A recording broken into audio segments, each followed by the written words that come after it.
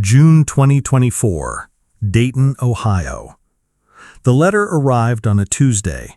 Eli Morgan found it wedged between a hardware store coupon and a local election flyer, its envelope too clean, too official to be good news. He opened it standing on his porch, boots still dirty from a 10-hour shift at Carson Steelworks. His eyes scanned the bolded lines first. Denial of benefits notice. Your claim for service authorization has been reviewed. Experimental procedure not covered. We regret to inform you. Regret.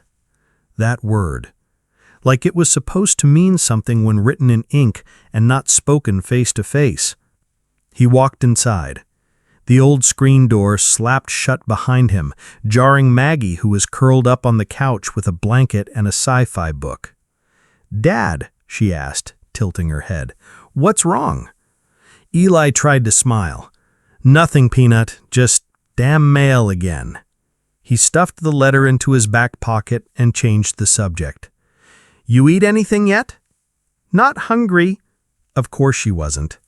The chemo trial had been making her nauseous for days. The one clinical program that had shown promise, the one Dr. Abbas had fought to get her into, the one he thought was paid for. Later that night, while Maggie slept in her room, surrounded by glowing stars on the ceiling and a playlist of lo-fi piano, Eli sat at the kitchen table. The letter lay open beside a half-empty beer and his cracked phone. He called the number on the bottom of the page. "Thank you for calling Inter-Union Health Services. Please listen carefully." It took him 18 minutes to get a human voice. "Sir, I understand your frustration, but according to your policy, any treatments not FDA standard protocol are considered elective." "She's 12. She has cancer. That ain't elective." "I'm sorry, Mr. Morgan. It's in the policy contract, page 46, subsection. I didn't read no goddamn subsections when I signed up. I just knew they took $400 out of my check every month. You can file an appeal." "How long does an appeal take?" 3 to 6 months. Eli laughed, but it wasn't funny. "She doesn't have 6 months." Click. The next day, he brought the letter to Dr. Abbas, the pediatric oncologist who had been overseeing Maggie's treatment. The doctor's face tightened the moment he read it. "They're calling this experimental? It's been used in Europe for 6 years. But not FDA standard?" "No, because they won't fast-track it. Too many politics." "So now my daughter's stuck in the middle?" Abbas sighed, rubbing his forehead. "I'll try contacting them directly. Sometimes a physician letter." "They're not going to listen to a letter. They already decided. It's money. Always money." Eli wasn't a man of fancy words. He didn't know how to tweet or post petitions or go on camera, but he knew how to fight, and he knew how to build. So he started building a paper trail. Every denial, every voicemail, every signed receipt. He made copies at the public library after work, started logging every conversation, every shrug, every form letter. His kitchen table became a war zone of folders and highlighters and legal pads. "Dad, what are you doing?" Maggie asked one night. "Trying to figure out how to make them care, baby." "What if they don't?" He looked at her. "Then we'll make 'em wish they had." The worst part wasn't the sickness. It was watching her strength get smaller each day. Her shoulders shrinking in, her voice getting softer. The way she started apologizing for everything, being tired, being sick, being a burden. Eli hated that word more than cancer. "You're not a burden," he told her. "Then why does it feel like the world doesn't want me to get better?" He didn't have an answer. So he held her hand until she fell asleep. The next week, Eli went to Carson Steele's HR office. "You picked this damn plan. Why would you offer something that doesn't even help?" The woman behind the desk, young and polite, handed him another brochure. We have a grievance process." "No, I have a grievance, and it's this." He slammed the denial letter down. "My little girl is dying, and the people you pay don't—" 2 days after the post, Dayton, Ohio. Eli woke up to a vibrating phone and a dozen unread messages. At first, he thought something had gone wrong with Maggie, but when he opened his old Facebook account, his breath caught. 36,781 shares, 14,000 comments, 200,000 likes. The post had gone viral. He scrolled through messages from strangers. "This happened to my brother. We thought back too. You're not alone. I'm a nurse. This treatment saved one of my patients in Germany. Can I help? My cousin's an investigative journalist. I sent this to her." Someone had even started a GoFundMe without asking him. $8,000 had come in overnight. At first he was angry. This wasn't charity. This was justice. But then he saw the name of the account. #LetMaggieLive. And he cried. By the afternoon, 2 local news outlets had emailed him asking for interviews. By that evening, a producer from WGN Chicago was on the phone. "We'd love to feature your story next week. We're doing a series on insurance injustice." Eli had never been on camera. He didn't care how he looked. He didn't rehearse. He just told the truth. They filmed in his living room. Maggie, too tired to be on camera, stayed in her room while Eli sat in front of the family photos on the mantle. They said she wasn't covered. They said her life wasn't worth the cost of something not yet standard. But what they really meant is, she costs too much to keep alive. He held up the letter. "This piece of paper, it's supposed to mean no. But I'm telling you, this is just where we start." The segment aired 3 nights later, and things began to change. He got a call from a man named Reverend Booker, a community organizer in Columbus. "I lost my brother to the same kind of denial last year. We've been collecting these stories. Yours might be the one to break through." Booker connected him to a nonprofit called Metafair Justice, who offered him legal consultation, free of charge. Their lead counsel, Samantha Choi, was sharp, fast-talking, and had already taken down 3 insurance companies in class action suits. What they did, she told him, is not only cruel, it may be illegal.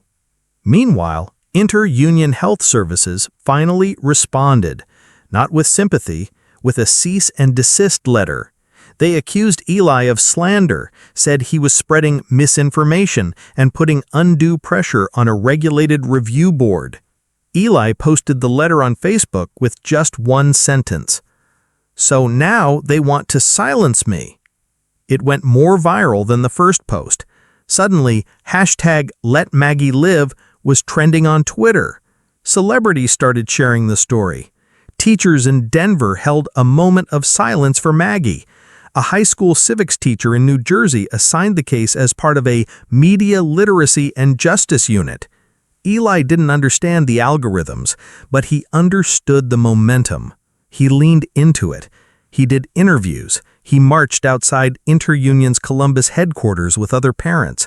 He told stories on podcasts, even if he didn't know what a podcast was. All while still working the morning shift at Carson Steel. All while still tucking Maggie in at night, holding her hand as she vomited from the side effects of an unapproved miracle drug. One day, Maggie, pale, thin, but still smiling, looked up from her book and asked, "Am I famous now?" "Kinda," Eli chuckled, "but not dancing on the internet famous, more like fighting back famous." She beamed. "I like that." On the 10th day, Interunion cracked, slightly. A representative called and offered a partial reconsideration if Eli would take down the posts and agree to confidentiality terms. He hung up. Then posted again. "They offered to help us if we agreed to shut up. My daughter doesn't need secrets. She needs treatment. And so do thousands of others." That night, Samantha Choi emailed him. A draft. A lawsuit. Not just on behalf of Maggie, but on behalf of 312 families she had already gathered with similar stories.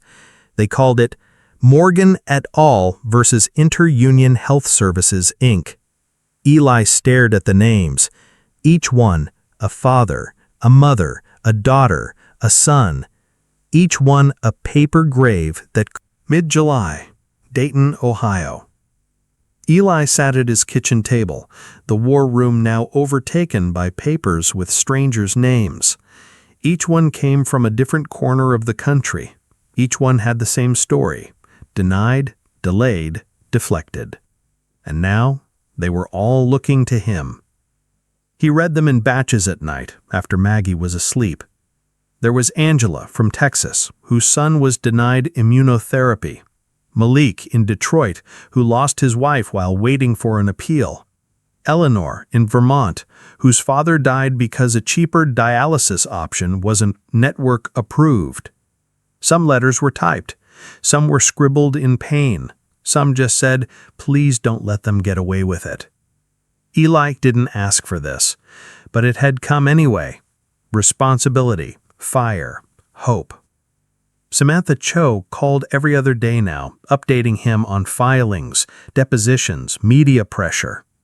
"The PR team at Inter-Union is in full damage control," she said. "Good," Eli muttered. "The suit is real now, Eli. Federal. If we win, it sets precedent. And if we lose, we appeal. We burn every inch of their pretty reputation until no one trusts a policy again."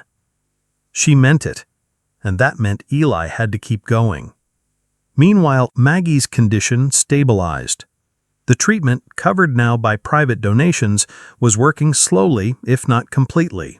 Her white blood cell count was holding. The tumors hadn't grown. She still got sick, but she laughed more. Eli lived for those laughs. They sounded like old wind chimes. Delicate, real, familiar. One afternoon, they sat on the porch together, sipping apple juice. Maggie looked up and said, "You know, you used to look tired all the time." Eli raised an eyebrow. "And now?" "She now looked loud," she said. Eli chuckled. "Loud?" "Like someone who knows people are listening." He nodded. He had spent years trying not to be noticed. Now he was on the front page of the Cincinnati Post, headlined, "Factory Worker Leads Health System Lawsuit of the Decade." But not everyone cheered. His manager at Carson Steel called him in. "Look, Eli, we admire what you're doing, but there's been talk." "What kind of talk?" "Corporate's worried about liability. You're in the press with our name on your badge." "You trying to fire me?" "No one's saying that." "Then I'll be back on shift Monday." "Eli, my kid still eats. She still needs her medicine. I still pay rent." "Of course. Just be careful." Careful. He had been careful once, and look where it got them. The next day, he made a decision. He went live on Facebook again, this time with a stack of those letters beside him. These aren't stories. These are people. These are names someone tried to bury in paperwork. He held one up. This girl was 14. Her name was Jada. She died waiting for authorization for a surgery that was approved a week after her funeral. Another. "This is Kyle. He was 63, worked 40 years. His insurer called his cancer not imminent enough. He died 2 months later." Another. "This one's unsigned. It just says, 'Please tell them my life mattered, even if I wasn't profitable.'" He looked into the camera. "I don't have a PR team. I don't have a degree. I've got calluses and a daughter and a stack of names that weigh more than any CEO's bonus. I will not stop until those names mean something." The video hit 3 million views in a week. Days later, the news broke. Congressional subcommittee calls hearing on healthcare denial practices. And guess who they invited to testify? Samantha called him in a rush. They want you in D.C. next month. To do what? Wear a suit and beg them to care? To tell the truth, under oath, where they can't look away. He swallowed. You sure I'm the guy? They're not calling lawyers. They're calling a father. Maggie was the first to react when he told her. You're going to Washington? Like the Capitol? Looks like. Are you scared? He paused. Yeah, a little. She smiled. Good. That means you're not lying. August 2024, Washington, D.C. Eli had never been on a plane before. The last time he left Ohio was in '98, when he and Rachel took a road trip to Niagara Falls. That was before Maggie, before the steel mill, before everything shrank into routine and responsibility. Now he stood at Reagan National Airport holding a battered duffel bag, surrounded by polished suits and buzzed coffee chatter. He felt like a wrench in a jewelry box. Samantha Choi met him outside the Capitol. Sharp as always in a navy pantsuit, tablet in one hand, phone in the other. How's your heart? She asked. Still beating, that's something.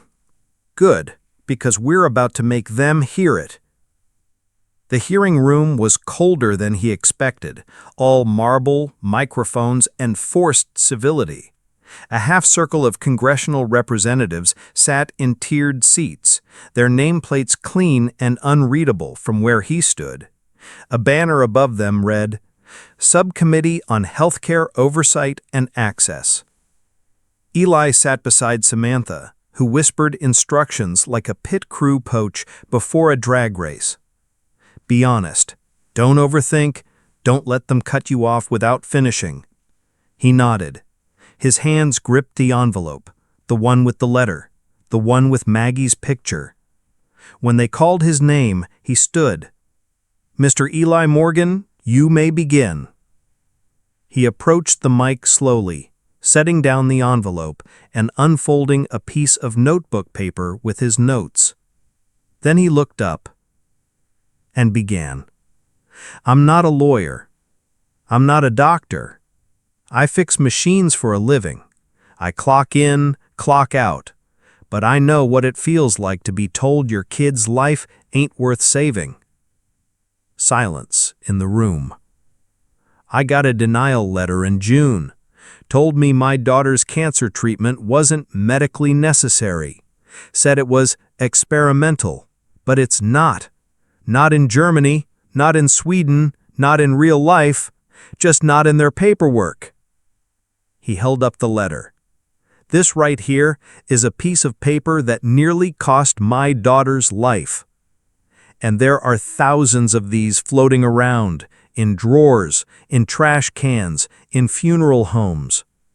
He opened his duffel bag and lifted out the stack of names, hundreds, neatly bound. These are names, kids, mothers, veterans.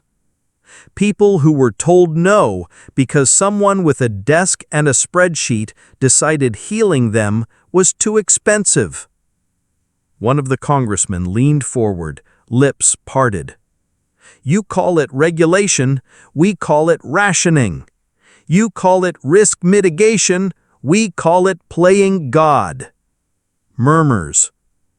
And when we try to fight, you send lawyers, PR statements, threats. You tried to shut me up, but you forgot one thing. He pointed at the photo of Maggie taped to the letter. You picked the wrong father. There was a silence that didn't feel like apathy. It felt like respect, even fear. The kind that grows when truth is spoken in a room built on lies. Later, in the hallway, reporters swarmed. Mr. Morgan, do you think Congress will act? I think they'll act when enough of us stop asking nicely. Are you afraid of retaliation? I'm afraid of another dad sitting at a kitchen table reading a letter like mine. That night, back in his cheap hotel room, Eli video-called Maggie. She looked stronger. "Did you yell at them?" she asked with a smile. "Nah," he said, grinning. "Just told them the truth." "You wore the brown shirt, right? The one that makes you look like a news anchor?" "Peanut, I look like a mechanic in every shirt." "You looked brave." 2 days later, Samantha called him with news. "The committee is drafting a proposal, new regulations on insurer denials, especially for pediatric care." "That fast?" "You made them look human. They hate that." Interunion released another statement. This time, it was different. They called Maggie's situation a tragedy. September 2024, Dayton, Ohio. The air outside the Morgan home smelled like autumn. Dry leaves scratched across the sidewalk. Someone on the block had already put out Halloween decorations. Life was moving forward, something Eli hadn't felt in months. And for the first time in a long time, Maggie was laughing with her friends on the porch, her hoodie zipped up, a knitted beanie hiding most of the hair she'd lost. She looked like a kid again. Inside, Eli sat at the kitchen table. No more stacks of denial letters, no more highlighters, just a small pile of thank you cards. One from a woman in Idaho. "Because of your fight, my daughter's treatment was approved in 2 days instead of 6 weeks. Thank you." Another from a retired teacher in Florida. "You reminded me that working people still have voices. We just forget how loud they are." But the one that hit hardest was handwritten in uneven pencil from a boy named Joey. "My dad said you're like a superhero, but without a cape. I hope your daughter gets all better." Eli folded it gently and put it in his shirt pocket. That afternoon, Samantha Choi called. "We've got settlement offers on the table," she said. "Interunion's trying to make this all go away. And we're not settling. Not unless they agree to real reform, real payout, real change." "You think they'll bite?" "They're desperate. You embarrassed them in front of Congress, the press, and their shareholders. You didn't just light a fire, Eli. You lit a damn wildfire." The media coverage had shifted too. No longer just desperate father fights for daughter. Now it was grassroots uprising against medical greed gains momentum. Thousands join class action as Morgan lawsuit expands. When working-class voices disrupt corporate healthcare. He'd become a symbol. He didn't want to be. But if someone had to be the face of a war nobody saw until it was too late, he could live with that. Later that week, Eli got a call from Reverend Booker again. "There's a rally in Columbus. Survivors, advocates, folks you've inspired. You coming?" "I don't do speeches." "You don't have to. Just show up. Let them see you." So on a chilly Saturday morning, Eli stood in a park surrounded by 800 people, nurses, patients, union workers, parents holding framed photos. Signs read, "No more paper graves. Let Maggie live. Let all of us live. Denying care is a death sentence." A woman he'd never met hugged him and whispered, "I buried my son last year, but you made them listen. Thank you." He nodded, unable to speak. That fire inside him, it wasn't anger anymore. It was resolve. He finally took the mic when the crowd started chanting his name. "I ain't a politician, I'm a mechanic." Laughter, then silence. "But you don't need to wear a suit to know when something's broken. And you don't need a degree to say, this ain't right. This isn't about red or blue. This is about black ink on white paper deciding who lives and who doesn't. You tell me, is your child optional? We deserve better than fine print. We deserve better than silence. We deserve care, dignity, humanity."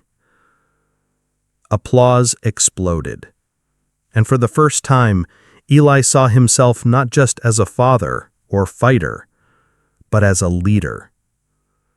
The next morning, Maggie painted a sign and taped it to their front door. "We don't lose, we rebuild." Eli stood in the doorway looking at it, and he knew she wasn't just talking about cancer. She was talking about everything. That night, Samantha Choi called again. They blinked. Who? Interunion, full settlement offer, plus mandatory review board, retroactive payments, and policy reform mandates. Everything. And the class action? Approved by the judge. It's going forward. He couldn't breathe for a moment. We won? We lit a fuse, the explosions just starting. But Eli didn't post right away, didn't gloat. Instead, he sat with Maggie by the window. They watched the streetlights flicker. October 2024, Dayton, Ohio. The last letter came on a Friday. This time, it wasn't in an envelope marked denial. It wasn't printed on heavy paper or filled with cold language. It was handwritten, in simple blue ink, folded into a white envelope with no return address. Inside, just a single sheet. Dear Mr. Morgan, I don't know you. I only know what the headlines said. But last night, for the first time in years, I slept through the night. My daughter's medication was approved. We've been waiting 2 years. 2 years. I cried reading that approval. Then I cried again because it took someone else's suffering to change things. I wish it hadn't had to be you. I wish it hadn't had to be your little girl. But I'm grateful. Grateful that you didn't stop. Grateful that your fight made space for mine. It wasn't signed, just a scrawled from one parent to another. Eli read it twice, then tucked it in the same drawer as the very first denial letter, the one that started it all.